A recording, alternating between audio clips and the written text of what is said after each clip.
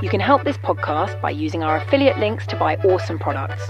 All hail our affiliates: Fiverr, eBay, Halley, AI, Pinpause, CBD for Life, A Premium Auto Parts, and Fans Edge.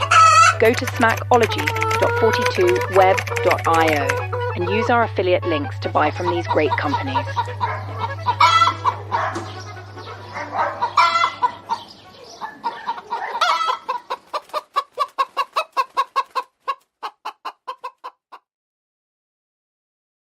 Everybody wants to scratch an itch, but nobody ever wants to feel this wrath.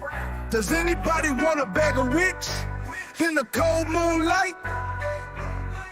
Everybody wants to smack a ditch. Life's a twisted plot, call it a glitch. Time to flex, no more being rich. Stitches acting funny, man, they switch. Streets are cold, gotta stay thug. People playing games, they pull a rug. Talking big, but they just a bug. Ballin' hard while they tryna plug. Smack a niche, reality's a bitch. Life's a dirty game, scratching that itch. Every day grind like we in a pitch. You either rise up, or you end up in a ditch. Haters hating hard, but I'm on my grind. Stacking paper while they falling behind. Got my crew tight, we ain't never blind. Flexing on the haters, we a different kind. Spit fire flames, yeah, we in the booth. All these fake thugs just hide the truth. Chillin' with the real, we ain't got no sleuth. Keep your head high, show 'em what's the proof.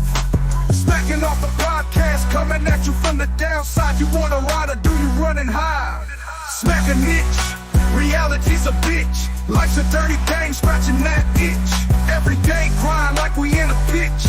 You either rise up, or you end up in a ditch. Smack a niche, reality's a bitch. Life's a dirty game, scratching that itch. Every day grind like we in a pitch.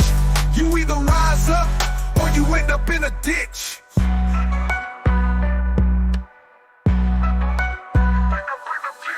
Haters hating hard, but I'm on my grind. Stacking paper while they falling behind. Got my crew tight, we ain't never blind. Flexing on the haters, we a different kind. Spit fire flames, yeah, we in the booth. All these fake thugs just hide the truth. Chillin' with the real, we ain't got no sleuth. Keep your head high, show 'em what's the proof. Smacking off the podcast, coming at you from the downside. You wanna ride or do you running high? Macking up the podcast is coming soon. Besides, what do you have better to do? So wait, and get that look off of your face. Macking up the podcast are preparing now. Please stop complaining and just chill out. Just wait, and get that look off of your face. They're coming soon, you know they are. Don't be so impatient, okay? They're probably asleep. What I cannot say, I'm feeling something's wonky, like mucky, muddy sand at the bottom of the ocean. Beneath acrobatic trapeze artist monkeys. What can be said? It's all in your head. What I cannot say, a feeling something's wonky, like mucky, muddy sand at the bottom of the ocean. Beneath acrobatic trapeze artist monkeys. What can be said? It's all in your head. Macking up the podcast is coming soon. Besides, what do you have better to do? So wait, and get that look off of your face. Macking up the podcast are preparing now. Please stop complaining and just chill out. Just wait, and get that look off of your face. They're coming soon, you know they are. Don't be so impatient, okay? They're they're probably asleep. What I cannot say, a feeling something's wonky, like mucky, muddy sand at the bottom of the ocean. Beneath acrobatic trapeze artist monkeys. What can be said? It's all in your head. What I cannot say, a feeling something's wonky, like mucky, muddy sand at the bottom of the ocean. Beneath acrobatic trapeze artist monkeys. What can be said? It's all in your head.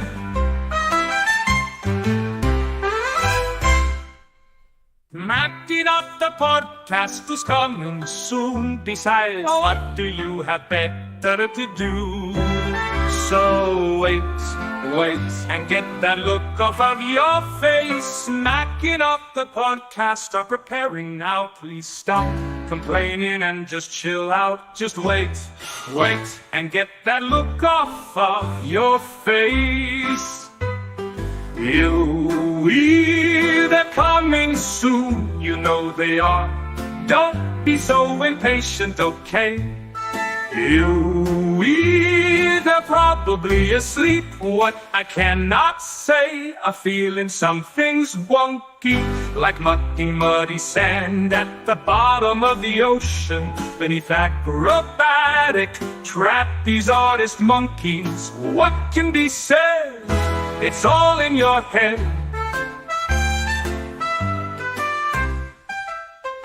What I cannot say, a feeling something's wonky, like mucky, muddy sand at the bottom of the ocean.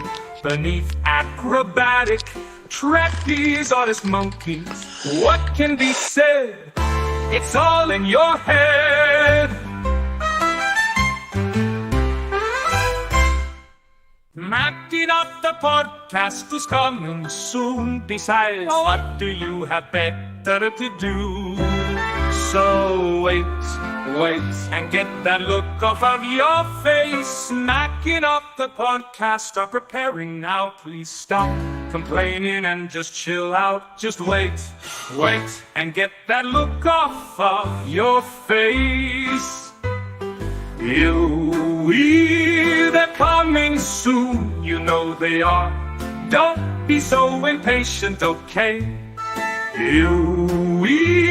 They're probably asleep. What I cannot say, a feeling something's wonky, like mucky, muddy sand at the bottom of the ocean. Beneath acrobatic trapeze artist monkeys. What can be said? It's all in your head.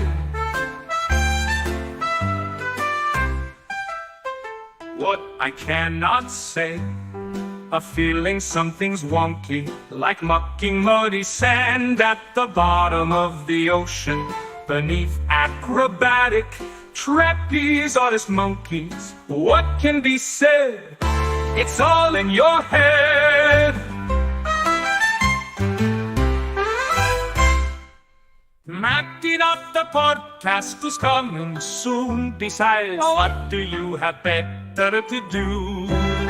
So wait, and get that look off of your face. Smacking up the podcast, start preparing now. Please stop complaining and just chill out. Just wait, and get that look off of your face.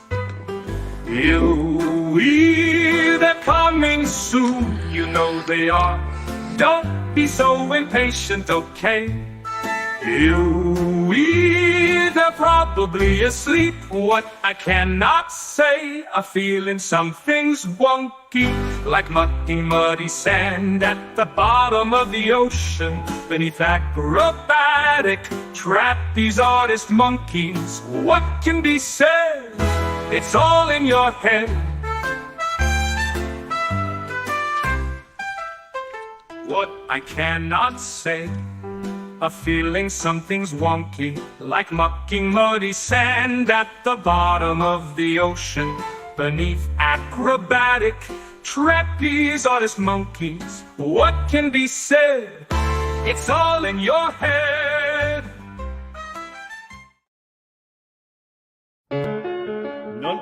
farfallon amoroso, notte e giorno di torno girano, delle belle turbando al riposo, Narcisetto a Tocino d'amor, delle belle turbando al riposo, Narcisetto a Tocino d'amor.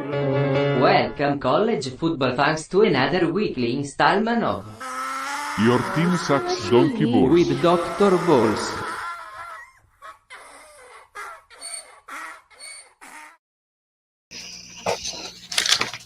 All right, everybody, welcome back to Smacking Off the Podcast. Right, and a big surprise is this is the first episode of Your Team Sucks Donkey Balls for the year. Oh, we like that because they do suck donkey balls, Doug. Especially Team NCAA, right? Yes, they suck donkey balls as well. Matter of fact, everybody involved is basically donkey balls slobbering motherfuckers. So, Ed, Yeah, you're feeling good, right? yeah. But I Team- want to say, I want to say something Go before ahead. y'all get started with this shit. I was talking to the supervisor of the sports book last night, okay? And he is no Michigan fan. And I said, look, let's just be honest with me, okay? They hit us in the wallet pretty hard. But the main reason that you all haters want us to have our wins vacated is just so you feel better. And he said, yeah, that's right. So, well, Ed, the reason we want to have your wins vacated, and to me, the wins aren't as important as stripping Michigan of the natty, which is what I feel should have been done. But that's what we really want is to strip Michigan of the natty because they earn prestige and money that's priceless by winning the national championship, right? So by stripping that championship away from them, right, that strips them of the prestige they earned by winning the championship by cheating. So that's what really should have happened. And the NCAA is weak and ineffectual. So I agree with you, and that's a better argument, even though I'm happy with the outcome. So let me give you my opinion on that. I'm not big on the NCAA or anybody stripping national titles after they've been won, because it's just like it just opens a whole nother can of worms, and you've got all those players on whatever team that we're talking about. If we're talking about USC in 2004, 2005, it would have been 2004, or Michigan, you've got players that didn't have anything to do with it. I don't know. It just cheapens the championship at that point. I don't know. I don't know. What do you say happened that year? You just say it's vacated, and there's no champion, and there's no champion from that year, or do you give it to the team that they played? I don't know what they do on that. That's a good question, Doug, because they stripped Louisville in basketball of a natty in 2013, and they had to take down the banner. But I don't know that they awarded the championship to anyone, but they may have, and I think that one might have been UConn. I could be wrong about that, but the only change you would have to make, in my opinion, would be to award the title to the team that played them for the natty. I think with Louisville, I believe everybody still just says Louisville won the championship in 2013. Yeah, so they're not allowed to wear to hang the banner, which I don't really. I mean, I think they should be allowed to hang the banner too. I don't think I don't think it would be right to award it to Washington, which is who we beat, because if you go by the theory that we don't get there without cheating, then Washington plays somebody else, or Washington isn't even there based upon how the seeding plays out when there's. I know exactly what you're saying, Ed. It ain't right to give it to Washington, because we all know that the national championship game was Alabama versus Michigan, right? Well, yeah, pretty much. But no, I'm not. What I'm saying is, if you believe that Michigan doesn't even get to that Final Four, yeah, then you don't know who that other team is, and you have no idea who would have won it. I think all you can do in this situation is you can put the asterisk there, and you can say that, yeah, Michigan got in trouble and everything, but that's really still your champion. Yeah, I mean, it would be. They won it. that just stripping them of the title strips them of a certain level of prestige. But another option would have been to take away scholarships. I mean, basically, where I'm going is there's a lot of lenience here, money, and then putting sanctions on the coach who's never going to coach in college football again anyway. I mean, So the NCAA is done, and this was the nail in their coffin right here, because this was their last chance to show any kind of power, or at least try to. And it may not have worked had they gone after Michigan and everything they had. You may have seen the large conferences gang up on them and just end them, governing these big time conferences, and that's probably coming anyway, because they handled this. I don't know if there was a correct way for the NCAA to handle this at this point. So you're suggesting that they didn't give the penalties that they probably should have because they were worried about litigation? Well, that's happened to them a lot, yes, and that's what stripped them of their power at this point.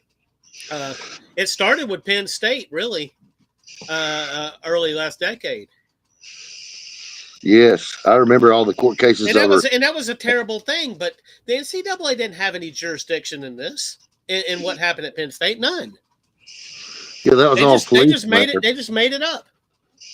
That might have been the beginning of the end for them, Doug. That's an excellent point, because of the fact that the NCAA thought that they had so much power that they could insert themselves into something they had nothing to do with. I think they thought this is so ugly that we can do anything we want and nobody's going to say anything.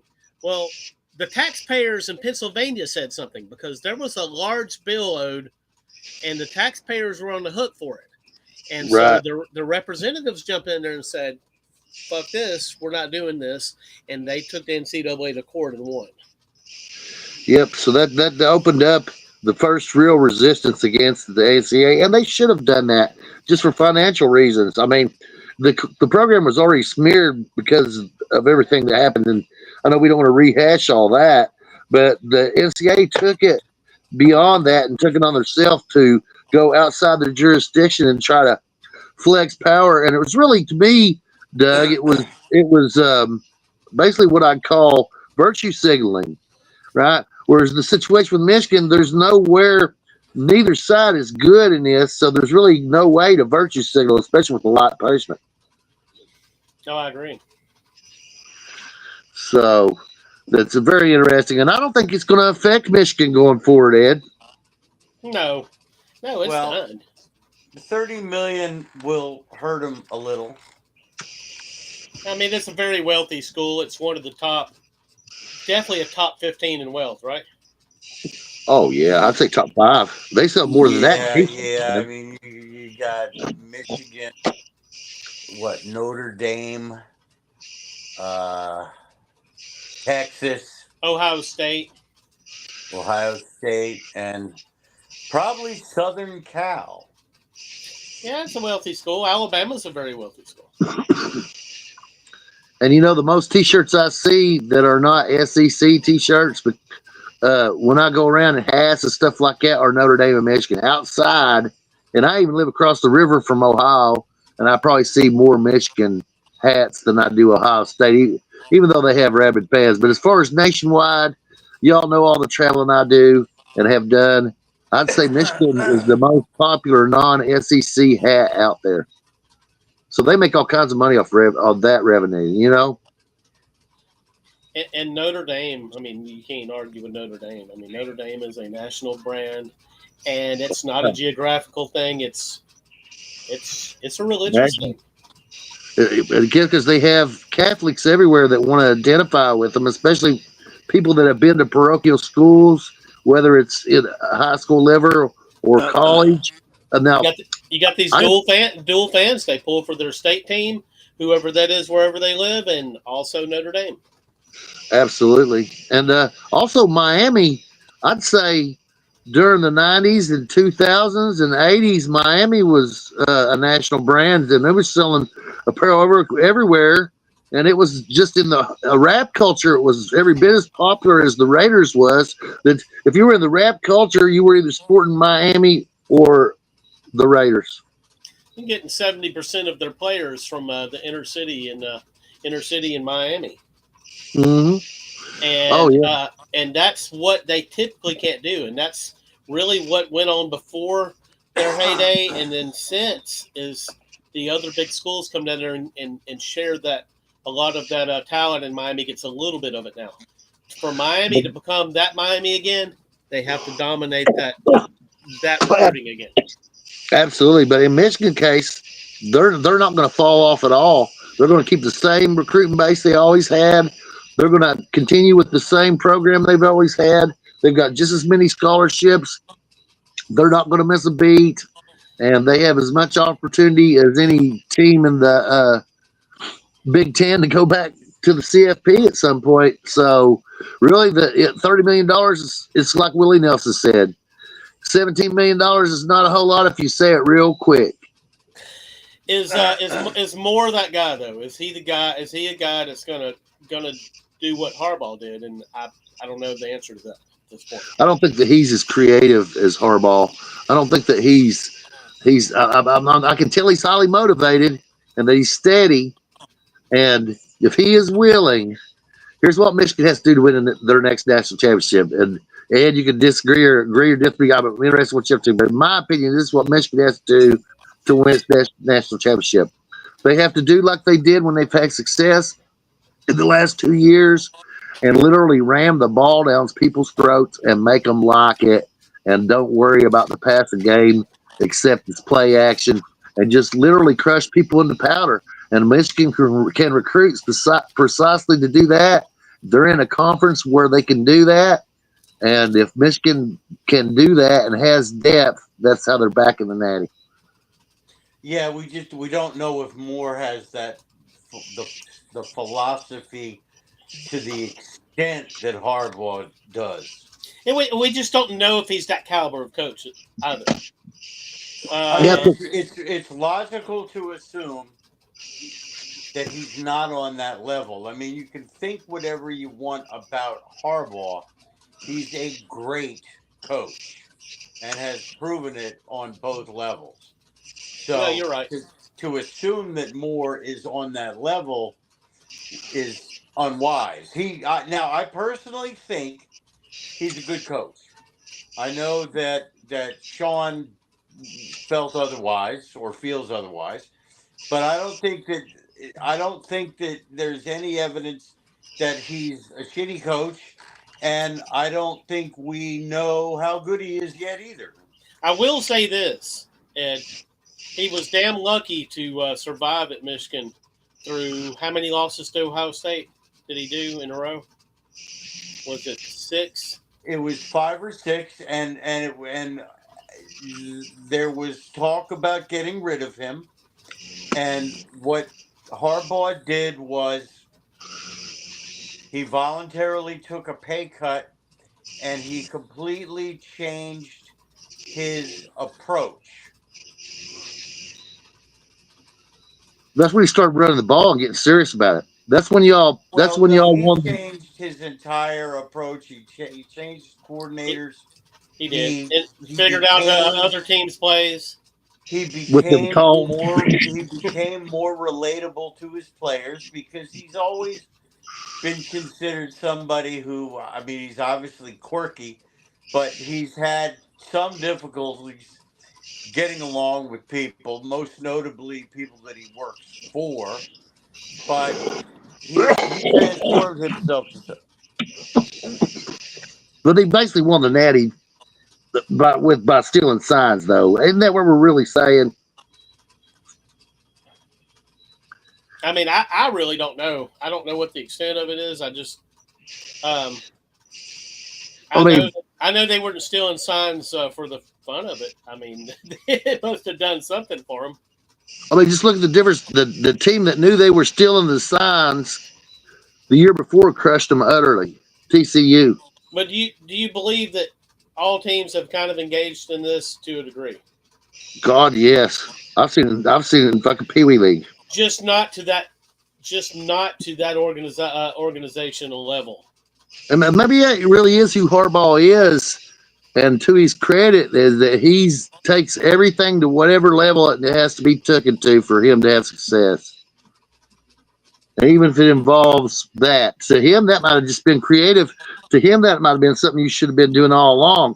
Now, I wouldn't have been stealing signs by sending nobody to the game. Well, I've been stealing signs by looking at the game footage. And you're supposed to get a certain amount of tape anyway, right? Yeah. And especially the goofy ass signs where they got some kind of romper room or fucking Sesame Street shit on a damn poster. You ever seen that action? You know, when you run the run and shoot, you only really got like 5 plays. You know what I'm saying? Half of that is a charade. Half of that is just a game and a charade and part of the show. So you'll think they're doing something. But like in Oregon's case, when Chip Kelly was there, they only ran like 5 plays. And it was all up to whatever the read was pre-snap, which one of them they'd actually use. So if you're locked in, that to me, it's a message to other teams that if you're locked in and this is the play you got to fucking run and you can't check out of it, then fuck you, because people that are stealing signs are going to beat you. How long do we give the NCAA to have any power in these power conferences? They're either on their way out. I think we're definitely within a 5-year block of the end of the NCAA in big time football and basketball. Do you think Congress will save them? Save the NCAA? That's the only thing that's going to save them. The only reason Congress can save them is because government is government. At the end of the day, they enforce their shit with a gun. Oh yeah. So do we got to scrub the NCAA and let Congress appoint something different? Because there's so much money now, Doug, that there's going to be some kind of regulation. There's going to be some kind of something that goes on. See, the NCAA was originally formed as an agreement, right? Yep. Of this is how we're going to play football and make it legitimate. Right. And it's whole everything about it has changed in nature over the years. In the 70s, you know. Let me tell you what really did it in is the fact that a lot of these small universities that didn't even have football teams got control of things and was basically punishing these big programs that could do shit that their schools couldn't pull off if they wanted to. Yeah. And so it became kind of an envy thing. You got the lower class, the lower money schools, basically trying to stifle the big money in college athletics. And you know who broke that up was a combination of C.M. Newton and who was that old commissioner of the Mark Emmert. So C.M. Newton and Mark Emmert were big buddies. And Mark Emmert was the worst thing that ever happened to the NCAA, actually. And that's when the vacillating and the weakness and all started showing up. But they attempted to break up exactly what you're saying, and C.M. Newton was a big proponent of it, you know. I'll tell you who else hurt the NCAA. This has happened, and we could probably nail this down to 4 or 5 different chapters. Oklahoma in the 80s. Led a crusade against the NCAA. That was the turning point with the TV deals. Back before Oklahoma took them on in court, Oklahoma and the Big 8, they were limiting big games to like one game a week, and it was leaving all kind of like there was so much want for college football on TV, and there was so much money that could have been made, but the NCAA was stifling it. And Oklahoma is credited with taking that shit down. That's a good thing. Dane, what's going on? What's up, brothers? We're talking about the trustworthy NCAA. Man, they fucking suck, don't they? Yeah. Holy shit. What should they do? Dropped the ball big time on Michigan, man. I think it's time to do away with them. They've outlived. That's what we were talking about right around the time you come on. How much time you give them before they're completely out of the equation in big time? I don't know. I mean, I've heard Congress is really taking an interest in trying to get this shit sorted out. So hopefully they'll come to some. I mean, I think college athletics is something that transcends politics anyway. So I know typically our political system is mired in dysfunction and shit, but I think they'll be able to come together around. That was so eloquently said. I would just hope that we can do this and just use the free market to do it and stop with all the enforcement from outside, making things different than the way they would be if they just ran their natural course. Well, I think you have to have some kind of enforcement mechanism. I mean, you can't just have you the do, Wild I believe that but, the conferences can do it, and yeah. I mean, if they did that, maybe decentralized it, but they kind of all agree to play you by have a set of rules. I mean, you really do. And if you got these smaller teams in your conferences, and they're going to want some rules to even be there. And you can't if you let the money schools take total control, then that's all we will see. Right. Well, and that way, and then the product will suffer immensely. I think we're headed ever more rapidly towards like an autonomous 4 kind of deal going on. All the conferences, you mean? Yeah, like the Power Four is just going to break away. We're going to see the SEC and the Big 10 expand to the point where you've got two big conferences. And that could be. I think it'd be more beneficial to keep it kind of in the Power Four format. But yeah, I like 4 conferences. I like the idea of 4 conferences sorting out their shit instead of 2. And I feel like if we go to the 2 big super conferences, it's just going to water it down. So I got a feeling, though, we may be headed there. We'll see. I think you might be right. I hope you're wrong, though. Nah, I'm definitely not rooting for it. As a matter of fact, I wish that we had more independent schools. You know what may happen? It may be ever how many networks we have covering college football, maybe ever how many conferences there are. So if you have ABC, and we're not talking about Notre Dame, we'll leave them off. But so if you have ABC, CBS, and Fox all covering college football, then each one of them would be a conference. Little known fact, man, and I really hate how many independent big time football programs do we have at this point? I mean, just Notre Dame, really, and then there's a few of the group of 5 big time. teams. It's just Notre Dame. Yeah. So I mean that's hurtful to me, and truthfully, a lot of people don't realize this, but without the 1980s independent teams, we probably wouldn't be at a playoff yet. Probably. So you're right. Miami and Penn State in 1987 were both independent, and they were able to shake these bowl tie-ins and take that shit to the Fiesta Bowl, which had never hosted a game anything close to a national championship game before that. And that right there put the taste in everybody's mouth. They said, shit, this could happen every year if we didn't have all these fucking tie-ins. Yeah. And now there was a lot of buck back after that. Even Notre Dame, which was the most notorious independent there is. In 1988, they could have played Miami in the bowl game. Yeah. Even though they had beaten Miami that year, I believe, they could have had a rematch with Miami. That was what the polls showed should have happened. Should have been Miami. And I was so disappointed. I wanted that rematch so bad, and that's one of the greatest. Notre Dame having that power, they bucked that game, and they said fuck that. And there's one poll I think that had West Virginia at number 2, and they played West Virginia because they said West Virginia is undefeated. Of course, West Virginia hadn't played a lot of teams of the caliber of Notre Dame or Miami. And they were independent also. West Virginia was independent for that game also. But that pissed people off too.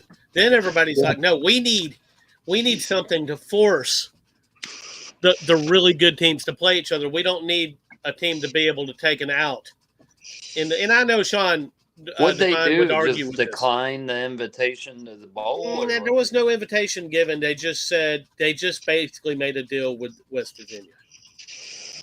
And that became the national championship game sanctioned by, there was no, at that point, there was no body to sanction it. It was just. They were the winners of the AP poll. The AP decided that the winner of this game will be champions. And of course, West Virginia did not come close to winning the game. Nah, sadly. I feel like we've kind of fucked the sport up as far as like how we select the playoff. I wish it was something like kind of a hybrid between the committee system and the BCS system. I think, and maybe even they could throw in like what the polls are saying too. What do you think about that, Ed? I'm sorry, I missed it. Someone was texting me. Sorry, we're talking about the wreck that college football has become. Tell them what you said, Dane. I just feel like we need to reevaluate the selection process for the playoff. Like maybe go to a hybrid between the committee system and the BCS. I really hate auto bursts. I hate any auto bursts because I've seen years when Power 5 or Power 4 or whatever we're calling it at this point, when a power conference champion didn't deserve to be in the playoffs. I've seen it happen so many times in my life. It's not even fucking funny. Yeah, I'd agree with that. At this point, the way that they're talking about continuing to expand the fucking playoff, I feel like they might as well just do away with the conference championship games. And I love the championship games. So. I don't think they will because they're money makers. Got to change. They're money makers. I don't think they'll do that. You know, obviously there could be some tweaks. We got to 12 and there's more football that I'm not too worried about it. Or maybe they just change that auto berth rule to the 4 highest ranked conference champions, and it could be any conference champion. You know what I mean?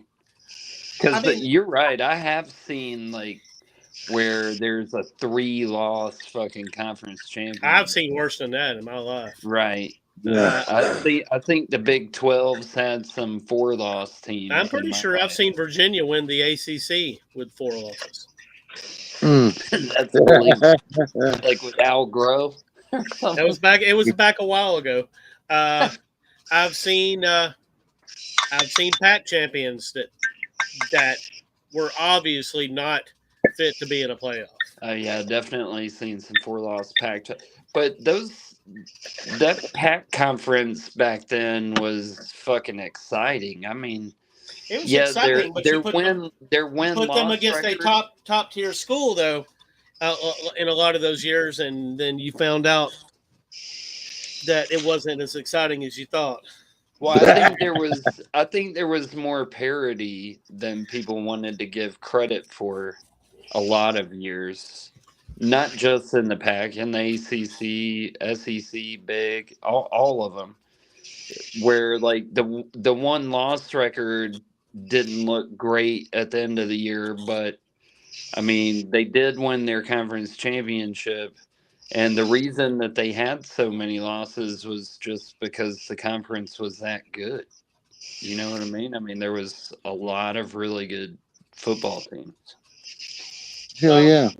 This week we have to say that this is the first episode of Your Team Sucks Donkey Balls, and Team NCAA wins the crown this week. Oh, yeah. Hell yeah, dude. They fucking suck. Can we give them that Butch Award as well? Yes. Oh yeah. Absolutely. But we were talking about this earlier. I don't know. I think they were in a catch-22 at this point. I don't think anything they're going to do is going to save them at this point.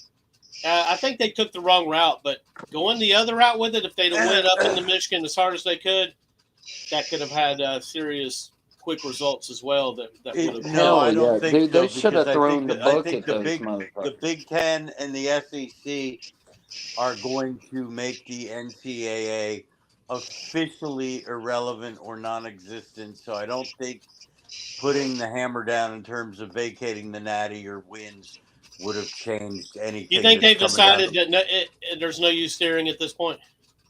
If I were Michigan, I would take this shit to court too. I would try to fight to have all that shit that the NCAA just handed down vacated. No, I would too, Who because the fuck do you NCAA's think you are? they've got a terrible record in court. So I definitely it's worth the money that it would cost. Surely they'll get something back. Right. So the last straw for the NCAA is if somebody challenged them legally on eligibility, because the only real power the NCAA has left is in determining eligibility. So if somebody challenges them on eligibility and requirements and wins, then the NCAA is officially over. Yeah, I would agree. One of the conferences should do it. You know what I mean? Like we can determine if our players are eligible or not. We can set up our own committees and shit. We really don't need you, NCAA. Goodbye. All That's right. how you do it. So anybody that listening or that will listen to this in the next few days, stay tuned because this Thursday we're going at our mother of all episodes for this year. We're going to break down the playoffs, what we're thinking on that, and get ready for some real fucking college football, which is coming really quick. Hallelujah. I hope nobody leaks my picks for the top 4. Do I know them? You should. Well, don't tell me yet. I won't. Don't tell me because I've forgotten them right now, and I was planning on leaking them right now, but I just can't remember them. Ed? Yeah? All right, so be ready Thursday. We got a lot of talking to do. Oh, this is an abbreviated one, huh? Yeah. Yeah. Segment. Yeah, I mean, we don't want to spend too much time on it. It's just fucking Michigan. Okay. All right. Like, share, subscribe, join, buy the merchandise, all the stuff you can do with Smacking Off, the podcast. Later, guys. Okay. Your team sucks, donkey ball. Your team sucks, donkey ball. You're probably getting fired before the season's end. They even lose your wife and your asshole friend. Your Team Sucks Donkey Balls is a presentation of Smacking Off the podcast. Streaming every week for another victim as we kick them while they are down.